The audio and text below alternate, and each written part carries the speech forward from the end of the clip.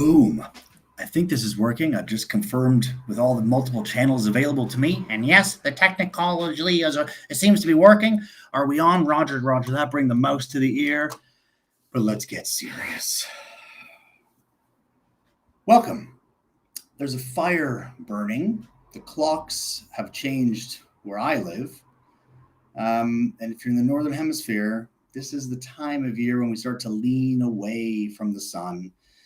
And there are various fire festivals around the world, whether it's a lantern festival or a full moon festival or Samhain or Halloween or Diwali or Guy Fawkes night. This is a celebration. This is Master of Malt's bonfire night. We've invited some guests. We've asked them to bring their favorite fireside drams for this type of year as the cooler weather starts to come in, especially where we live. And they've happily accepted, so lucky us. And we're here tonight. Like I say, the fire's on. We've got our friends from Berry Brothers and Rudd, friends from Bruichladdich, and our friends from Atom Labs, the innovators at Atom Brands, who are going to kick us off tonight. So thanks for being here. Sit back, put your headphones on so you can actually enjoy this, or you can beam it to your screen. I don't know if you figured that out over the last 20 months, but it's something you can do. And you can sit back and watch TV like it's just TV. Wow, you don't have to watch it on your iDevice. So try that. We will announce a giveaway. There's going to be a giveaway halfway through. I hope you all play along because it's going to be a great prize. I have no idea how we're actually going to execute it, but it is allegedly going to happen. And I'm sure legally we're responsible to make sure that happens. So it will happen, whether I screw it up or not. Again, we have Laura Carl, we have Claire Tesh, and we have Abby Clefane, who are all going to be here this evening at one point or another. But we're going to have to take it one whiskey at a time because it's the responsible thing to do. And we're going to begin with, well, the fire's on, just making sure, with something I consider a fantastic fireside whiskey, something from America. And I will invite our friend, Laura Carl, to kick it off. Hello. Hey, Laura. Hey, how are you? I'm sweating. I'm wearing a jumper and the fire's on and it's not actually that cold yet. But all right, yeah. How are you? I'm good. My house does not look anywhere near as cozy as yours right now. I would wish I was sat by a fireplace, but unfortunately mine has been boarded up. So we'll just have to make do with my lovely backdrop here. Well, safety first. That sounds like there's probably a good reason that it's boarded up.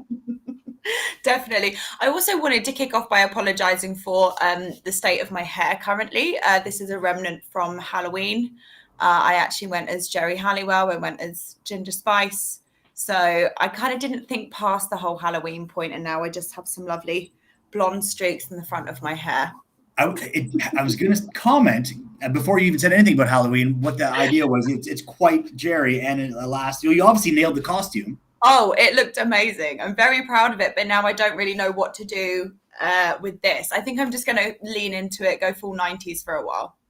You might as well. This is the time. 90s are everywhere. I was just in Camden with my eldest daughter today, and there are 90s neon ski jackets being sold, things that I threw away when I was young that are being sold for 70 quid. So yeah, definitely. So actually, I would say I'm on trend. So we asked you to begin, just tell us a little bit about what you do in the day and how you work with whiskeys and why you are on the show, I suppose. So I work for Atom Labs, which is the innovation section within Atom Brands. What we do is basically we dream up the most amazing spirits we can and we create them in a very, very short period of time. We're constantly innovating, constantly trying to make the process faster, being able to bring drinks from ideation to actually a physical product that you can hold in your hand within 6 weeks. That's the aim. So we work within multiple spirits. We do gin, we do whiskey, we do rum. And what I'm here to talk to you today is about our whiskey range that we have, specifically our bourbon.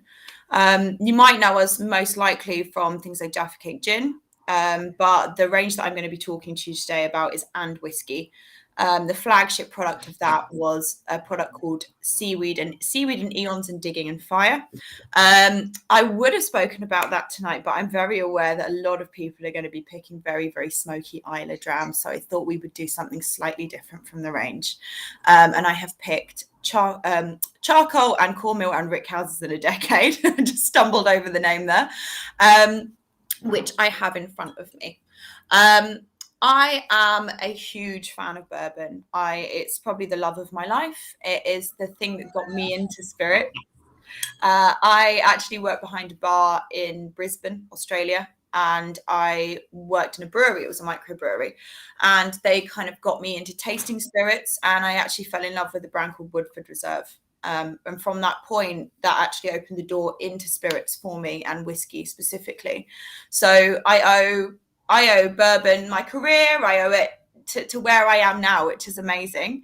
So what better way to embrace it than bring it into a lovely warming evening and talk about a spirit that I love and drink something and share it with friends. So yeah, that's what I do. I love it. Like being a bunch of cowboys sat around a fire, bourbon actually is a perfect fireside.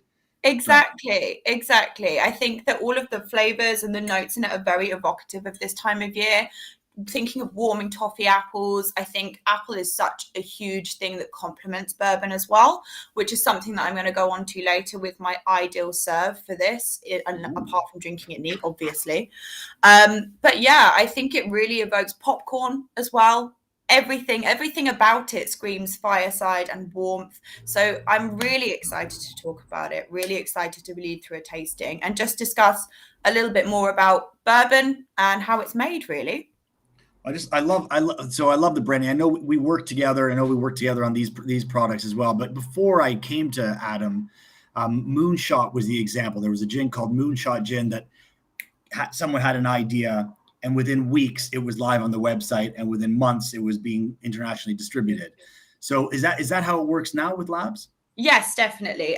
So what we do is we come up with ideas. It can be anything. If you want to mix a biscuit with a whiskey, or if you want to do something independently bottled or something really, really beautiful with aging and kooky casks, things like that, we come up with the idea.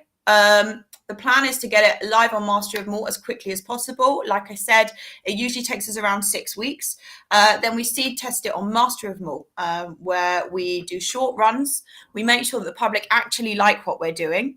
And then we create it in larger batches, and it just goes off.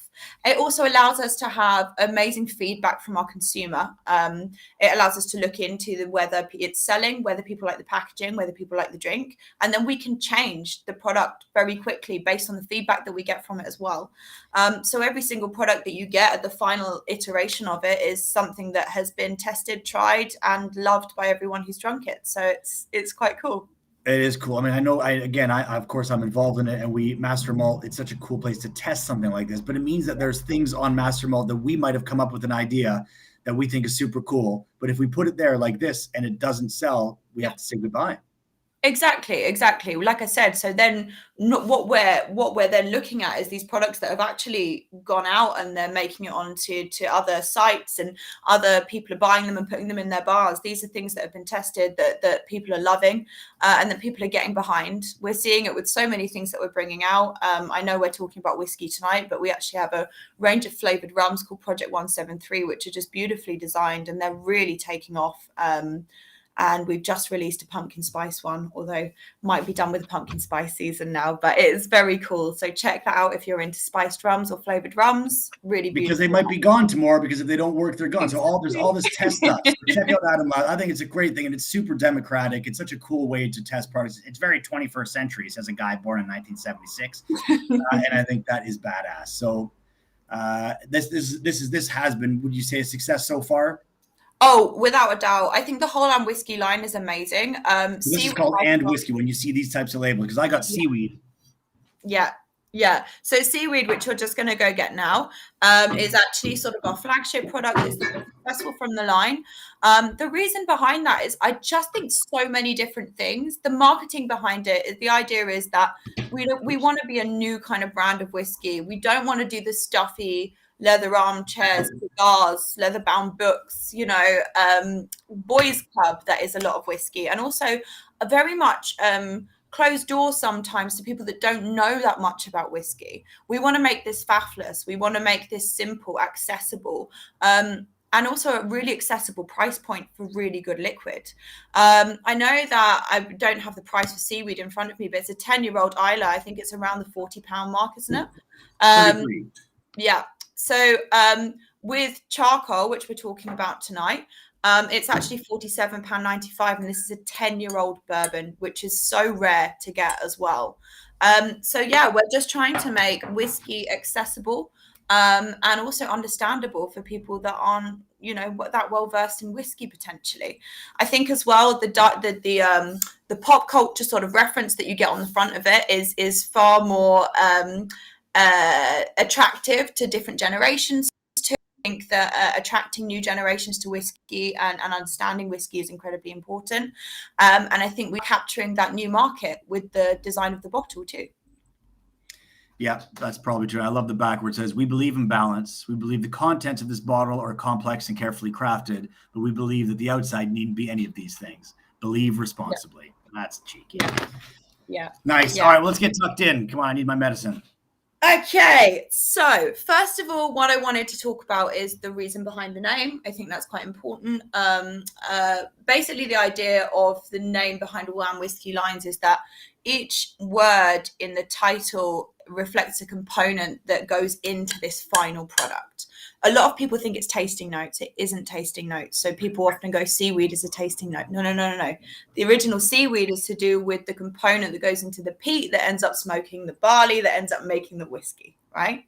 So what we're talking about today is charcoal, cornmeal, rickhouses in a decade. So with bourbon, whenever you're making a bourbon, you're always using freshly charred virgin oak. So that's where the charcoal comes from. It's from the charring of the inside of the barrels. The cornmeal is to do with the mash bill in your bourbon, as it always has to make up the majority % of your mash bill. And then the rick house is the large house that is used for storing the barrels when they are maturing. These can be between 7 to 10 stories high. It just allows the barrels to be rotated and allows for heat to kind of be dispersed among each level. And then a decade is for how long this liquid has actually been sitting in a cask for, which is pretty cool. The other thing I want to talk about is just the fact that it's a 10-year-old bourbon and how special that really is. So for bourbon, it has to be aged for at least 2 years. The reason that a lot of bourbons that you're going to see are usually around 3 to 5 years is to do with over oaking. Now, this is caused by the liquid interacting too much with the oak, and it causes this really bitter flavor to come through in the whiskey. Now, the reason that this happens in a 10-year-old bourbon, not in a 10-year-old Scotch, for example, is to do with the temperature and the climate at which the whiskey is made. So in America, especially in Tennessee or Kentucky, you are going to have really, really hot summers and very, very, very cold winters. Now, what this does is it makes the wood expand and contract, which causes the liquid to interact far more with the wood. And that means that you get a far faster maturation process in a cask in America than you would do in Scotland. Far faster. I'm going to say that next time. It's far faster. I love it. So a 10-year-old bourbon, a 10-year-old Scotch, they're incomparable. And therefore, this over-oaking can happen far faster. So far faster. So a testament to this whiskey is the fact that you do not get any of those bitter notes coming through. The selection, the aging, the way that this whiskey was looked after over these 10 years, it has been phenomenal. So I really think we should crack it open and taste it. I might be a step ahead of you, but let's do that for the viewer's sake. That's a great summary, Laura. Thank you for sharing all that knowledge. I think for some people who are maybe new to the category, you remember that what she was talking about the barrels. When the whiskey comes off the still, it's water white. All of the color and as much as 70% of the flavors coming from those barrels. So yeah, charring them and then being new, and like you said, the extreme temperatures, that's such a big part of the color in the final product, but also the flavors we're going to get. Yeah, and also with bourbon, you are not allowed to do anything other than add water to the liquid after it comes out of the cask. So all of this color is completely from that cask. There were absolutely no caramel colorings in this, and it's beautiful. Look at it, liquid gold. It's amazing. It's lovely. Well, when you're drinking out of a flask by a fire and you're a cowboy, you can't see the color anyway, so who cares, right? So I think the main thing we can talk about is what you're going to get on the nose here. I think for me, I get always the oatmeal coming through, like those raisin cookies. Nice. Yeah. And it's very, like I said, I get the toffee apple coming through as well. And then I get kind of milk chocolate on the nose as well. And obviously that kind of treacly coming through as well. That's classic from those toffee notes that I was saying as well. So I'm going to give it a taste. I love that oatmeal idea because oatmeal to me has a connotation of sweetness as well. And I lived in Scotland, moved to Scotland in 2002, lived there for a decade. I got in the habit of putting a bit of whiskey on my oatmeal, just a drop of whiskey on oatmeal. It's mostly about the aroma because the heat makes everything evaporate, the alcohol evaporate very quickly. So it just creates a sweet, warming sludge right away. And that oatmeal note, I totally agree with them. Vanilla and all that. Yeah. Love it. Yeah. And I think that's what just makes it such a perfect fireside dram. Is it just all of these elements are just so kind of comforting, warming, like all of these things are things you want to enjoy on those cold evenings. I was saying as well, the thing that I was going to get to is serves for this. Absolutely for me, every single time I drink bourbon, well, not every single time because I like it on its own, but for me, if I'm going to mix a bourbon, cloudy, fresh apple juice is how I usually like to drink it. It's something that they drink throughout America a lot. I used to drink it in Australia a lot, especially in Brisbane. They always used to have freshly pressed apple juice at the bars, and they used to have bourbon as the house serve. So how I'd love to translate that as well on a warming winter evening is you can get your hot apple cider, potentially add a part to it, just warm apple juice as well, with the bourbon in it. That is a beautiful warming drink with all of the flavors that complement these kind of toffee warming notes. Am I still here? You are. That's me. I just screwed around. Sorry. I pressed the button I shouldn't have pressed because I can't see comments, but a buddy of mine just texted me, James, thank you, saying that Al said something great on the back of what you said earlier. All right. Said, matured in heat brings a quick treat. Matured in cold, at least 10 years be told. There you go. Exactly that. So just on the palate though, as well, just to kind of expand for everybody, I get like really on top of, I always get the first few notes are those kind of sweet, the fudgy kind of toffee oaty notes that you get, but then it gives way to real grassy freshness, which I think is just amazing to have that balance. And then it finishes on a the pepperiness that probably comes from if there's rye in this mash bill, which I'm not going to disclose. That would be where it comes from. But yeah, that it has that prickly heat right at the end of it. So what I love about it is just the balance of this bourbon all the way through. It changes, it evolves. The finish is amazing. I can still taste it right now. So I think especially for something slightly sweeter without any peat, that finish lasting that long is so impressive. So yeah. I think a whiskey like this drives you to the point of what whiskey is. Yes, we could try to ask about the heritage of the distillery, but this doesn't give any of that away. What matters is the drinking experience, and there is an experience every time you sip this stuff. And I think it's super cool and drives you back to what's most important, and that's the nectar in the glass. So cheers. Thanks a lot for bringing this. Cheers. And thanks for being here. Don't go far, okay? We're going to bring you back in later, and I'd love you to help me figure out how we're going to give away a prize. For okay. All right. Thank you very much. Cool, man. All right. We are then therefore going to move along. That was delish. And if you have ever tried it, I hope you share it and enjoy it responsibly. And if you've never tried it, I'd love to know what you're drinking. Please do comment because that's going to be part of what earns you a prize later on, I understand. So do comment what your fireside dram is. That was a great place to start. But we're going to move not quite to blended Scotch, which is a great everyday whiskey, but something that classically a lot of people would have enjoyed by a fire and probably still do, but to blended malt. And we're going to bring in our friend Claire Tesh, who's got massive supplies of whiskey at Berry Brothers and Rudd. Hey, Claire. Hi. Can you Well, hear me? That was smooth. I can. Yes. Sorry. Just testing you. Just testing. Yeah, I always have to ask that. I think I'm so Clara, used to thanks for being being here. frozen. Where in the world are you? I'm in number 3, so I'm in our home at Barry Brothers and Rudd. This is not my home. I would just like to clarify. Okay, so this sounds like a posh organization. We just call it number 3. Number 3. Yeah. Okay. Number 3, is Number that a 3 St. room or is that James's like Street. a Bates I don't have a Motel? live fire though. I don't know if you can see. This is the beauty of screens, but yeah, I don't think I can turn it on for safety reasons. We could try. Now it's a party. Now we went viral. Yeah, no, I think let's just leave it and let's survive the night. Imagine I burned down number 3. Oh dear, the pressure. We'd have to all hang out in number 2 next year. It's a good job we got number 4 as well.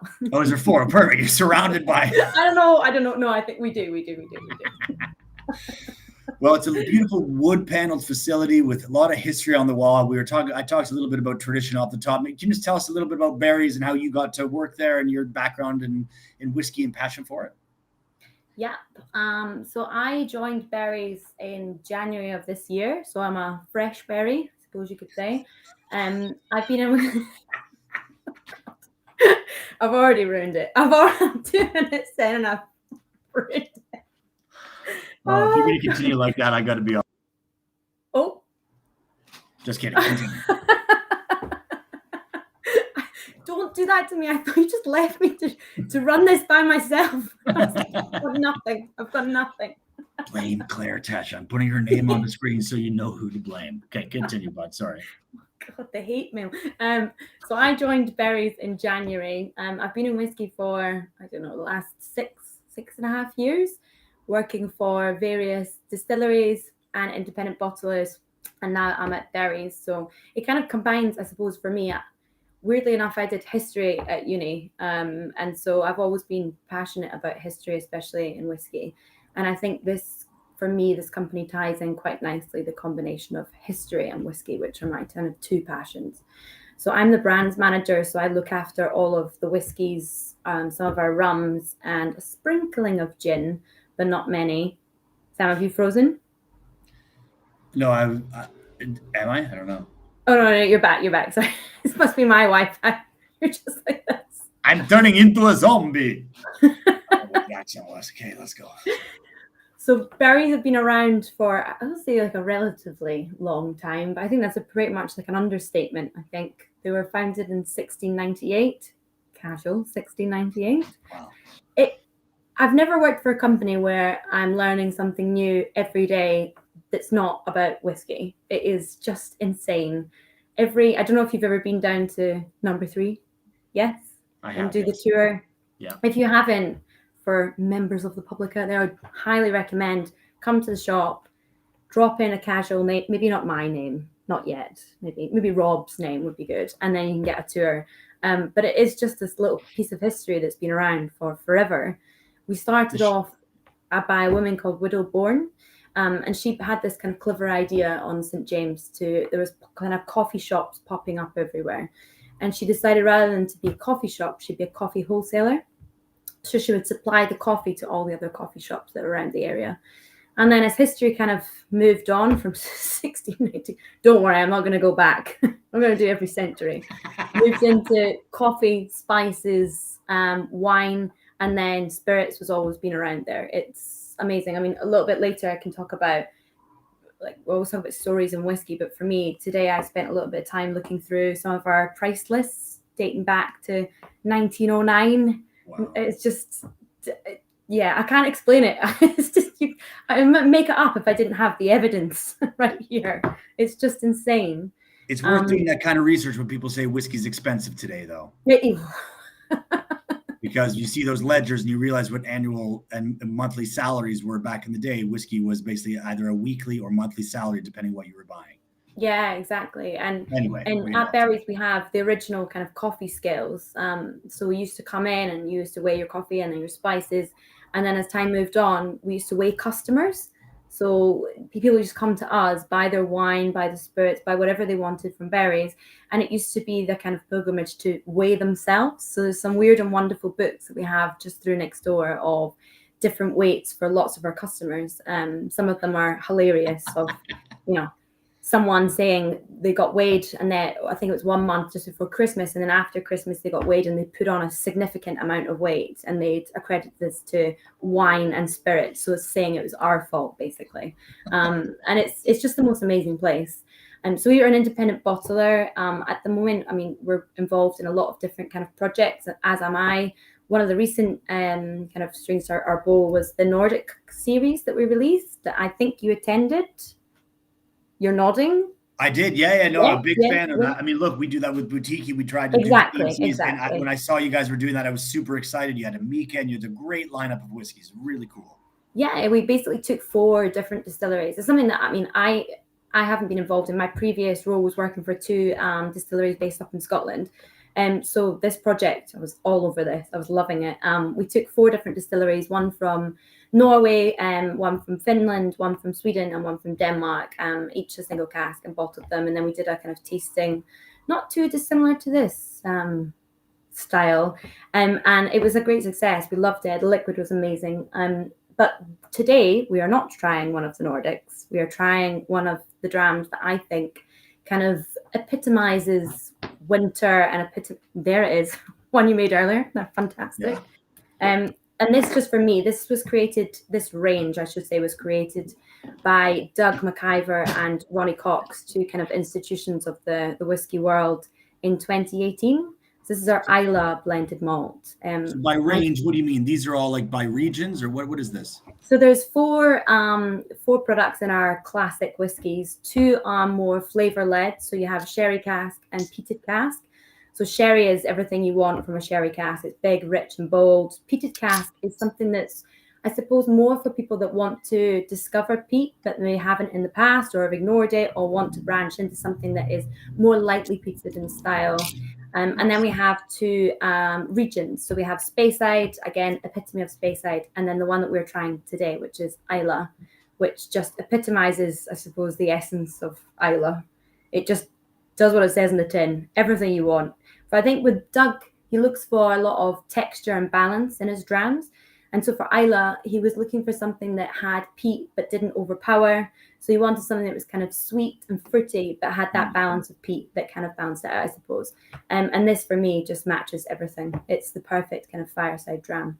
Well, that's a great reminder. And I have drank mine earlier, so I'm just going to drop myself. I will join you then. It's a great reminder, though, that we're talking about an island here that many make a pilgrimage to, that many love. And that is full of distilleries for a small island. And they all, although there is this idea that they all taste the same, that Isla is one thing to many people. Each distillery has many faces, even at each distillery. And then you multiply that by the number of distilleries, and there's great variation. So is that why blended malt made more sense than a single malt? It gave an opportunity to mix with flavor and with texture and everything, like you're saying? Yeah, so I mean, some of Doug's favorite distilleries are from Isla. So I think he was looking for something that he wanted to drink, and so blended malts gives you that, I suppose, that opportunity to kind of look at different flavor profiles, add a little bit of sweetness from some distilleries, add a little bit of a kind of injection of fruitiness if you need it. And so this really does have the peat, but it's got the sweet, it's got the kind of orchard fruits notes that you'd expect as well. And it's bottled at 44.2%, so it's not too heavy hitting on that one. But it's just a stunning dram. For winter, it's my dram of choice. It's just affordable, it's great, and the liquid quality is obviously amazing as well. Well, knowing Doug, one of the qualities is something, like you said, something he wants to drink, but a sessionable whiskey is important. Not that I'm encouraging someone over serving, but a whiskey that's a pleasure to drink. Yeah. Yeah, I was going to say you could quite easily go through the bottle of this, but that responsible drinking. We wouldn't say that, but I think that must be part of the design when you're someone like Doug, or especially when you're an independent bottler. Yes, it's so much fun to have a really unique 9-year-old Lafroig that was in a Chateau d'Yquem cask or whatever that can never be repeated. That's special. There's something singular about that. But there's also great joy in bringing something together that you can enjoy every time you have that Isla feeling. Yeah, and also share. I think what we wanted is something that you can very much share with other people, that is at, I suppose, a price point that's not going to be too heavy as well. This is at £35, so it's a great dram for bringing to people that want to discover more about Isla in particular, and also have something that, as I said, it kind of encompasses that balance between peat, sweet, and fruit as well. So this one is, I mean, it's stunning on the nose. You just get everything that you want from Isla, personally. It's kind of got that green, almost like apple note in the kind of backdrop a little bit, but it's kind of peat and sweet, and it's got that kind of damp wood note, I suppose, lingering. Yes, totally. Yeah, and it's got, I mean, I always get a little bit of like burnt, almost like popcorn. It's kind of got a cereal note. It's not too heavy. It's very much, for me, it's the peat and the kind of fruit that lead. But that note is kind of there in the background. I think it kind of comes through a little bit on the palate, but not too much. But it's a great fireside dram. John Jarvis made a comment, responsibly drink the whole bottle. Yeah, not alone, John, which he was implying. Sharing, John. That's right. Sharing. Your mate's over, that's fine. Isn't it? Yeah. Something's this bottle. Of course, no judgment here. No judgment. It looks much bigger in this where I've set it up here. I promise there's only 26 servings, and if you invite some friends over, it is a responsible evening. But it is chinnable, really, and something new and discoverable every time you go back to it. And that's really a beautiful thing about this. Yeah, I think that's why I love it, is that depending on what I've eaten or where I am or what I'm doing, I always get something a little bit different. But the kind of, I suppose, the same structure that I get of the orchard fruits, the smoke, the peat, and also that kind of little bit of cereal note kind of come through. And I just get lots of malt and salt on the finish, is my kind of saying for this one. It's malty and salty. Good combo. Something salty makes you want more. 44.2%. So Al's asking, because if this is a batched product and something but also something that's going to be repeated, is that the ABV we settled on for all future releases, or why 44.2? Or can you tell us a bit about that? So 44.2, I think when Doug and Ronnie had produced different batches to test flavor-wise, 44.2 just seemed like the perfect kind of balance. I would never say never. I don't think that I can rule out doing Isla blended malt at higher ABV. I don't think we could say we will never do it. I don't think you'll see this at a lower ABV, though. That's something I'm pretty confident that we can say. But 44.2, just with the flavor profile that it's had, it seemed like quite a nice, as you said, the word sessionable, extremely drinkable. I'll try and spin it. But I think it does. It matches with that 44.2. It's not too heavy. It's still got a lot of kind of bite there, but not too much. And that's why we chose 44.2. Yeah. And to the whiskey geeks watching, sessionable doesn't necessarily mean drinking a lot of it. What it means is that it's something that you can have more than once and you're not bored with it. There's enough of interest. It's not a finisher. There. It's not something that you at the end of the night, you want something that, or for me personally, I don't tend to drink whiskey. What am I going on about? Whiskey just at the end of the night. I tend to kind of have it, or I drink it consistently. I have a few drams maybe a night, so 2 or 3.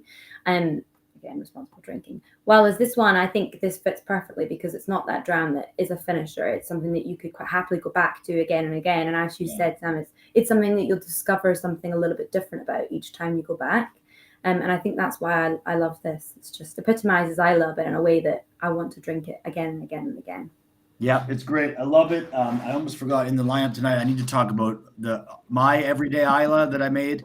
I don't know when I'm going to do that, but probably later. But this is really very similar in idea to what Ronnie and Doug have done, I think, where the idea is it's about the liquid in the glass. It's a bit of everything. It gives you character from all over the Isla. We put Aerolite Lyndsay in various casks of whiskey. So Ardbeg, Bruichladdich, Dalmore, Teaninich, we put it in different casks to suck up the flavor and not be discernible from one distillery, So that's what I did to make it a bit more all round and a bit more surprising and interesting. So I just thought I'd pipe that up there because I don't know when I'm going to speak about this. On the schedule, I promised Abby's going to come join us now. Laura, I'm going to invite you back in as well, too, and we are going to have the competition. So people at home, get ready. It's time to win some shit.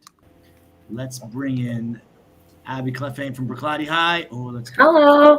Overlay because it's making the sporty spice hair. Not sporty spice, though.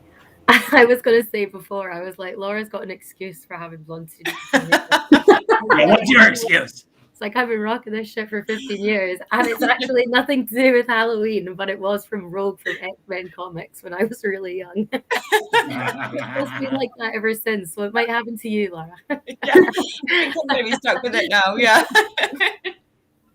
Sorry, one more question before we move on. Claire, what's the price of this Isla from Berry Brothers? £35. Awesome. That's a wicked price. Really great whiskey. I love the package. Classic. Love the sort of stumpy bottle. Really cool. Thanks a lot for bringing that. Okay. All right. So it's prize time. I should probably read the legals. Did someone send me something? Just kidding. So this is a giveaway time. All right. We need to find out what you're drinking at home. I think some people, Whiskey Lover Society already shared what they're drinking at home. But we need you to get active, get into the comments. What's your go-to tipple for sort of like what we're doing now, sitting with some friends, sitting around the fire virtually. And I know I've seen you all recently, but I'd love to see you again soon. What's your favorite for sitting around, and maybe a reason? Because we're probably, what the hell am I holding? We'll probably give you it's an advertisement for Guitar Pedal. Let's get rid of that. The reason that it's your favorite is probably important. I'll hold a children's book in Norwegian instead. That's more innocuous. Third prize. We're going to be picked random, but we're going to discuss all. What did I miss? She said it was I just been cheeky, sorry. Story time. You left me to drink Octomore by myself for like 40 minutes. You're never alone when you have a Norwegian book. I don't know. All right. So as the live stream continues, we will be picking at random your comments, and the winners will get a free bottle sent to them, and you'll be reached out to, I guess, by one of my colleagues. I don't really know how to do it, but it will happen. Tell us, what are you drinking? What's your favorite go-to tipple for a fire, and maybe why? A fun reason why. It's supposed to be at random for legal reasons, but we want to talk about it. So give us some good reasons. I know that we're going to talk about Octomore. I know we've talked about Barry's Isla, and I know we've talked about charcoal. What else do you guys like to drink? When you sat around a fire or you sat with mates, what do you tend to reach for, even if it's not whiskey? Ooh, I just like to drink things out the bottle. I feel like that's sort of like the epitome of like, maybe not in these times actually, because that's become a bit of a faux pas. Sharing bottles isn't as a romantic an ideology as it used to be. But I don't know. I just think whenever, like, I'm thinking campfire, I'm not thinking like just around the fire in your house. That's a bit much, but or maybe not, depending on the situation. But I don't know, I just think there's something nice about sharing a bottle with people. If it's not whiskey, I drink everything, to be honest, but I really like tequila. Agave spirits in general actually is something that I like drinking anywhere, but round a fire especially. There is something in that we've lost, that communal. I passing it around. Like the quaich. It's a tradition, isn't it, in Scotland? That's right, with the quaich, to pass that around, or it's just a bottle or a flask. There is something really nice that immediately makes you all sort of on the same level. You're sharing the nectar. That is a beautiful thing, and a fire is doing that anyway. You know, we're a bunch of apes anyway, aren't we? 100%. Yeah, I remember when we went to Fagil the last year that it was running before everything happened, and we went there as Master of Malt, and I would just remember we were handing out drams, and the people we handed drams to would bring their hip flask out and pour us a little dram for ourselves, and it was just that like community of going, oh, you like that, we'll try a bit of this. And I think, like you said, it is, that's missing now, and it's sad, but hopefully we're going to get back to that very soon. But yeah, it's a big thing. I think spirits, they make you talk, they make you share things, they make you show. It's like food. You show people what you like, and they show you what they like. It's wonderful. Yeah, one of my favorite ever like Isla drinking around the fire stories was, we have like a BA summit every year, and all the BAs from around the world come to Isla. Some have never been, some are there like every 2 weeks. Like I basically live there when it's not sort of COVID times, which is lovely.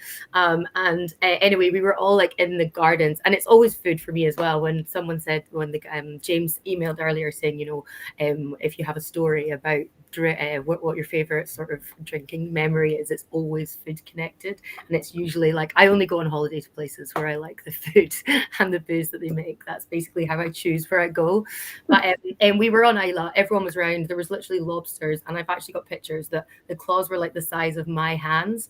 And at Bruichladdich, we always have a distillery day. It's a community day, so we all break up and everyone does different things. So somebody will do gardening, community gardens, someone will paint the museum, somebody paints schools, whatever it is. And one year we built this bridge to go in the community garden, and nobody could move it. They had like army cadets, and they tried to lift this bridge and move it over to the bit they could move it to. Nobody could move it. And anyway, we had all the BAs over, and everyone was like, had this amazing big feast, and everyone was so pumped, and they'd been drinking a classic laddie around the fire. And then just everyone started like screaming, "Move the bridge!" And then everyone just picked it up, and like this big like Marines couldn't move it, and they just moved it over and shut it down. And I was like, that's the power of fireside drinking out the bottle. Wow. So nice. Oh, that's lovely. I think for me, what I love is that, I mean, this was before COVID. We did another distillery. We did like a fireside kind of cigars and whiskey. We just built a homemade fire down by the distillery, which did not go down well with health and safety at all. But not because it was close proximity to the distillery, but because the animals might be harmed. What animals? So we did like a big homemade fire, drank drams, and loads of people that came. What's something that just amazes me about the whiskey community is they brought independent bottlings or a little hip flask of your distillery or that they've bought in the past, or little samples for you to take home that they just want you to try, even if it's not of your distillery, because they like you, they want to share drams, they just want you to experience the same stuff that they like. And I think that's what's, for me, that epitomizes, I suppose, drinking around a fire, is that kind of sharing element that you get in whiskey in particular. Definitely. Well, you never see, in those old woodcuts and old paintings, Edwin Landseer and these landscape painters who came up to the Highlands to find Highland distillers.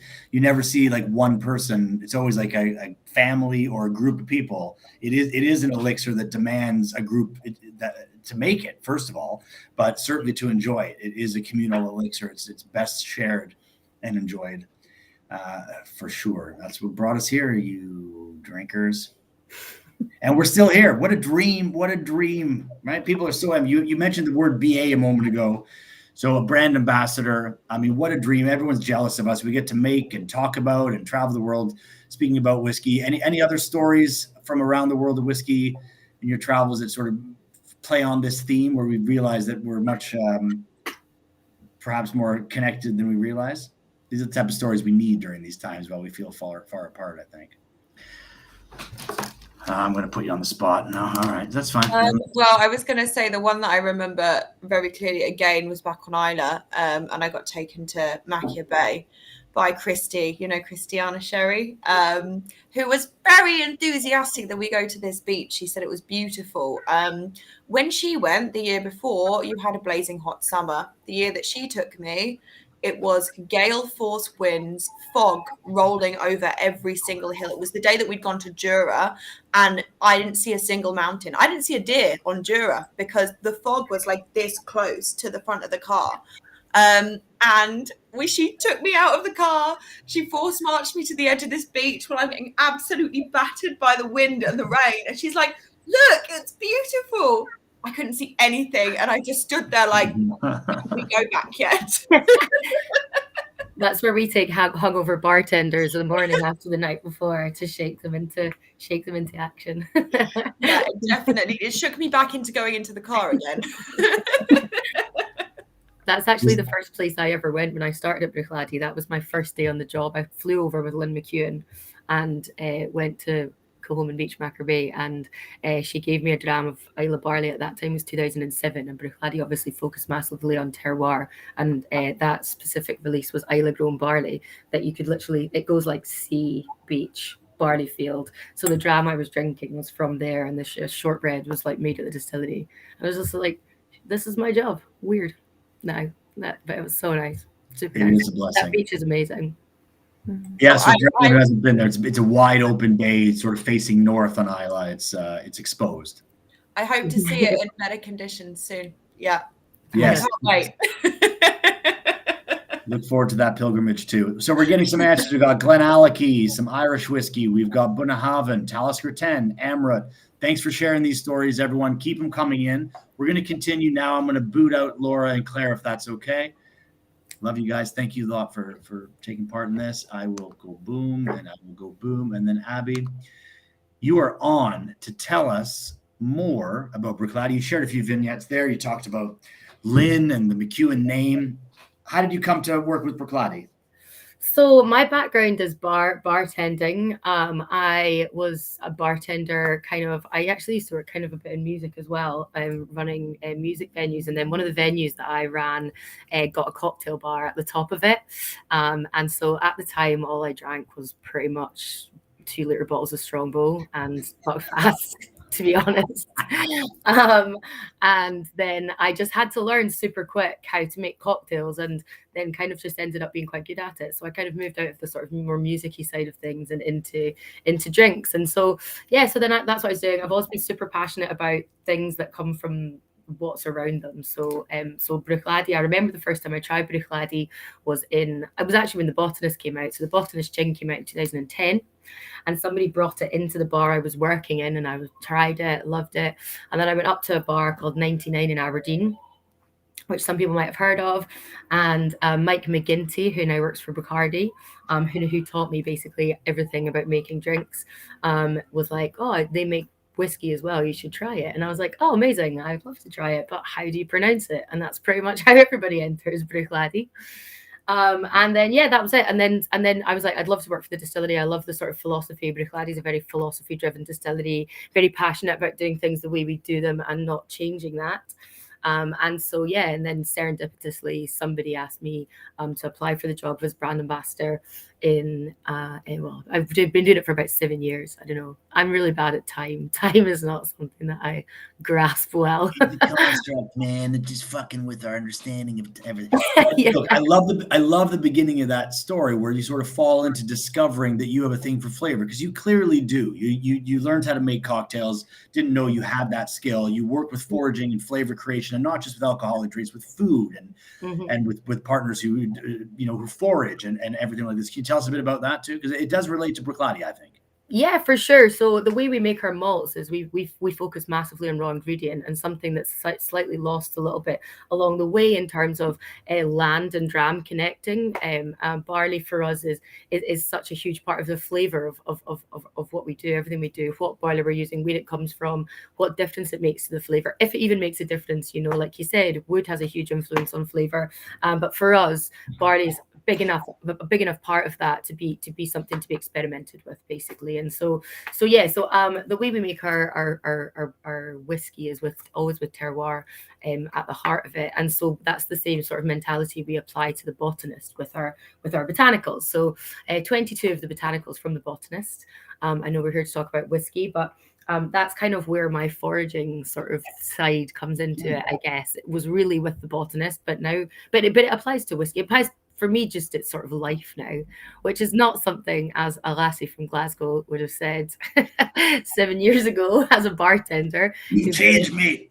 Yeah. Honestly, I used to never have enough time to wash my clothes, and now I'm out picking bloody berries every day. But but that's the thing about it as well. Like, it seems so far-fetched, I guess, to me, the idea of that. And actually, once you sort of get your eye tuned to it, you can walk from, like, here I live in Bethnal Green, that's where I am with my also boarded up fireplace, and you can walk from here to Spitalfield. And I did a tasting there a while ago, foraged drinks tasting inside, which is always interesting. So it was just sort of to show people that you can walk from that distance. And there was like 10 edible things, not just edible, delicious edible. Because I feel sometimes when you go on a foraging walk, they're like, this makes a nice tea. This makes a nice tea. And you're like, well, anything makes a nice tea if you put it in hot water.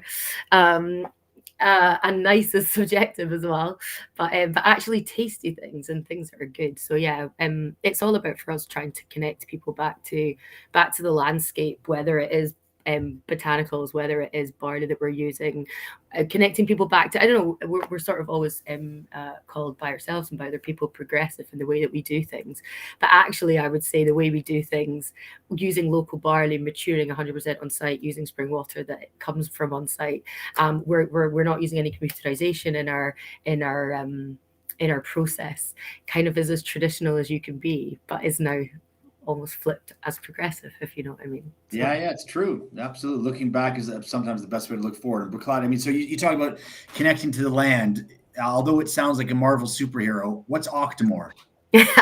So Octomore, So at Bruichladdich we're quite unusual for Isla. Earlier on, the girls were saying about Isla and how Isla is sort of There are known. girls here? Sorry, lassies. We're saying that the Isla sort of is known for being heavily peated, medicinal, smoky, that sort of thing, and that is obviously very true. First thing to note about Bruichladdich is when it's Bruichladdich on the tin, it's unpeated. So we are an unpeated Isla whiskey. So the one that everyone says looks like a shampoo bottle, the Classic Blended, that will be unpeated. Then we do heavily peated, which is Port Charlotte, and then we do Octomore, which is the world's most heavily peated. So this is Octomore. Are you having 12.1 or 12.2 at the moment? I can't count that high, so I would 0.1. Oh, 0.1. Perfect. Yeah, same. I know in Scotland we only count 1, 2, 3, 4 hunters. No one gets past 4. So that's as high as we go. So this is Octomore Hunters 0.1. No, so this is Octomore. Octomore is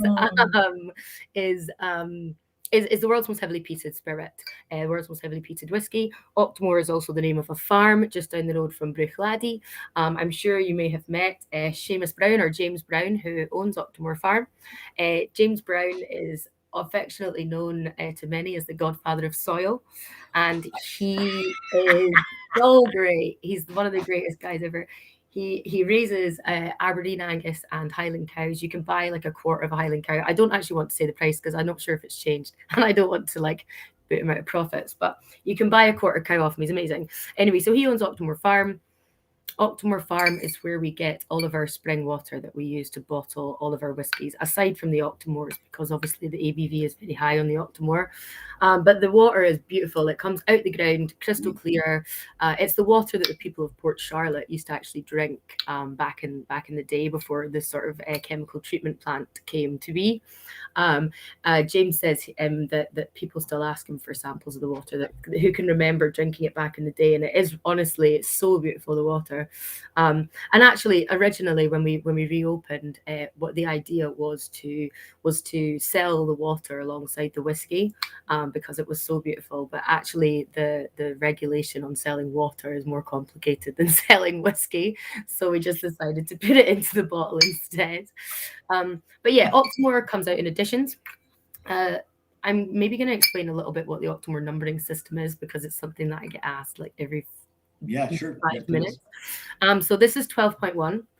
The first number is the edition, so like the iPhone. We were actually in line with iPhone at one point, and then they just released like 5 a day, so then we're out. 0.1 is what we're having tonight, and that's kind of control Octomore. So it's always Scottish mainland barley, and it's always bourbon cask. 0.2 is usually travel retail. However, this year it came into domestic because travel retail it was just easier to bring it into domestic for the state of sort of the market.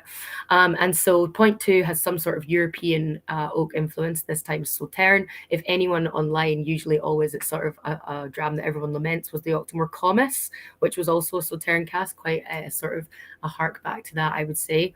0.3 is in the frosted bottle, and it's Octomore Isla barley.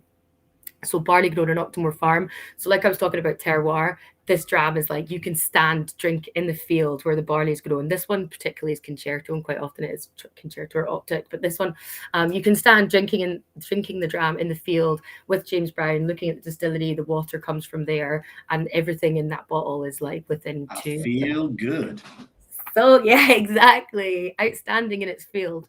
And then 0.4 is virgin oak. So virgin oak, it kind of tastes like if whiskey and barbecue food had a baby. That's what it tastes like. That's right up my street. Beautiful. Okay. So this Octomore in terms of flavor is so the thing about Octomore I love, and the thing that I think is quite always sort of shocks people, is obviously the numbers are high. So the numbers are high. This is 130.8 ppm, so very high, you know. So for context, though, when we're talking about a Bowmore that's 25, we're talking about Ardbeg. What sort of ppm would they have? So I would say roughly about 50. A Lagavulin and Lafroig's around 30, 35. Port Charlotte will be 40. This is 130.8. So big. But the beautiful thing about Octomore is actually, even on the nose, this dram is less, I would say, on the nose than even a Port Charlotte in terms of like smoke. It's more like almost like, I think this is actually quite custardy almost. It's kind of floral, a little bit coconut. Don't get me wrong, and I always say like, oh, it's not so smoky. But I drink Octomore every day for the last 7 years, so I kind of have a little Stockholm syndrome for it. I do remember the first time I drank it, and I really felt it, but it's just such an elegant and well balanced dram, really. So 5 years old. Basically, people hear the numbers of Octomore and get scared. It's 5 years old, which is young. For us, though, the point of that is there's no point in getting your ppms right up to as high as you can get them and then just you age it all out. We do release about 10 sometimes, but generally it'll be around 5. This is 59.8% or 59.9%, so up there. At Bruichladdich, we start aging everything at about 68.5, 69, because we don't trade barrels, because we make everything into single malt, so we don't take anything down. Sort of industry standard would be starting maturation at 63.5. So sometimes we're releasing whiskies higher ABV than most people start maturation. Yeah. So, but just on oh, did I lose you? On the peatiness, though, I mean, so the number is potentially intimidating, or it's a badge of honor, probably for different people, different strokes. But I have to say, I completely agree with you. You know, you hear people talk about dry heat. Mm-hmm. Oh, I was 40, but it was a dry heat, so it was totally fine. And you eat and it's humid and it's fucking killing you.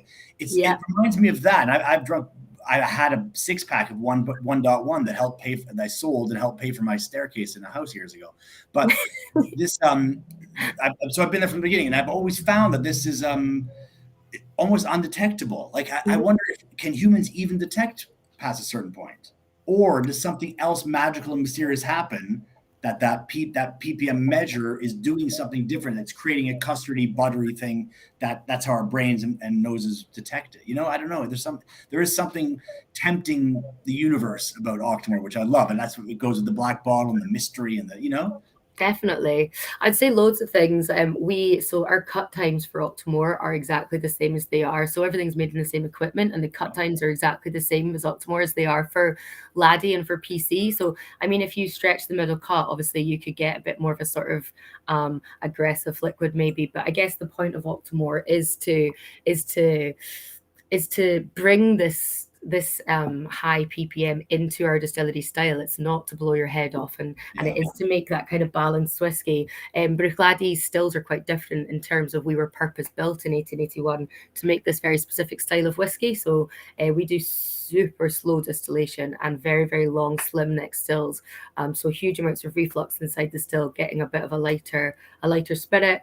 Our peat at the moment also comes from Baird's malting, so Inverness-shire, Caithness, which is different again to Isla peat. And it's something that's going to be interesting for us, because part of our sort of, well, we became B Corp in the first whiskey and gin distillery in Europe to become B Corp in March 2020.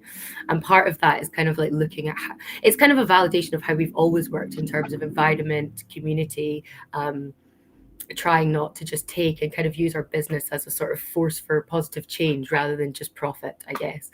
And part of that is building a malting site at the distillery. It's kind of like the missing piece of our puzzle. So we will still malt our Scottish barley on the mainland, but our Isla grown barley, we're up to 45% now is Isla grown barley, so which is huge for us.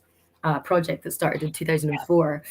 So we will potentially start experimenting with Isla peat, and then that's just going to be even more weird. Like Bruichladdich is about experimentation. We're very much a distillery that goes into like a 3-hour seminar about peat or beer barley or something and just comes out. We're like, right, we're going to have some answers here, and then just come out and it's like more questions, more expressions. Let's go. Let's try it. No, I love that attitude. And I think when you do something in a limited nature to see what happens, even if you can never do it again, there is something that beautiful about that pursuit of the unknown, which I think is super romantic. And it's and it is an old school thing, but it also turns out to be super progressive. So thanks for bringing that. That's a wicked drop. I need to add water because I can't really do 60%.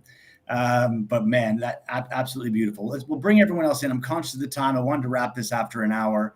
That was wicked. Let's bring back in Claire Tesh and Laura Carl. Are you ready? We're going to bring you in. I can see you picking your nose there. Get ready. Okay. Just she wasn't picking her nose. Christopher Malloy says, "What's the bottling ppm on that Octomore?" Because I guess you said the what's in the grain when you get it from Baird's, but you know what's on the liquid. We just industry standard do it at maltings, so I'm not sure entirely on the bottle ppm. Somebody, so there's usually somebody at a whiskey show that will tell you all the bottling ppms if you look outside the nerdiest looking guy with a notebook. But we just do it at maltings, so yeah, I'm not sure. Sorry. The guy standing alone with lots of oat cakes in his hand always.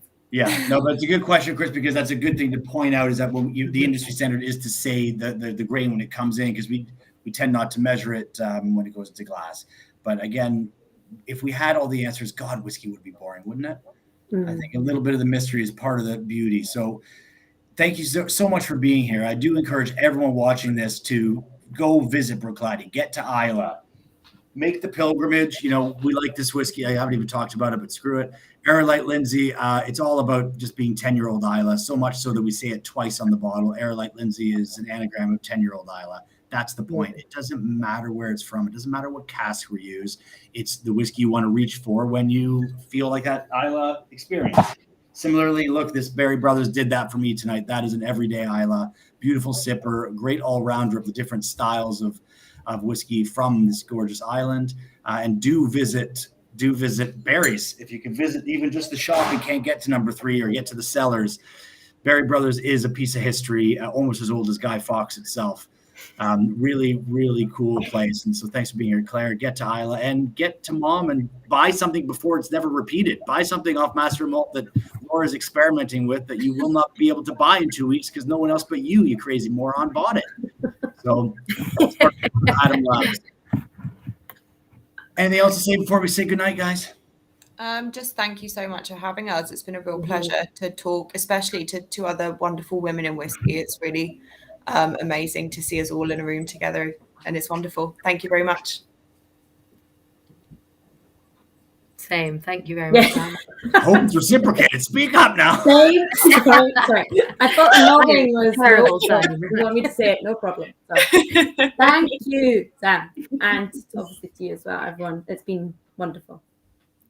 Cool. Well, keep in touch. Follow us on the socials. You can find Abby. You can find Claire. You can find me. You can find Laura and Adam Labs and Bruichladdich and all of it. Keep geeking out about whiskey. Thanks for your questions tonight. We will award a winner. We will choose you. We will get in touch with you, and we will make fun of you for the rest of time. Love you. Good night, everyone. Slange. Happy bonfire night. Bye. Say happy, probably not. Catholic terrorism. We shouldn't say happy bonfire night. All right. Cheers, guys. Nice to see you. Slange. See you later. Bye. Bye. Yes, Kelly. Oh.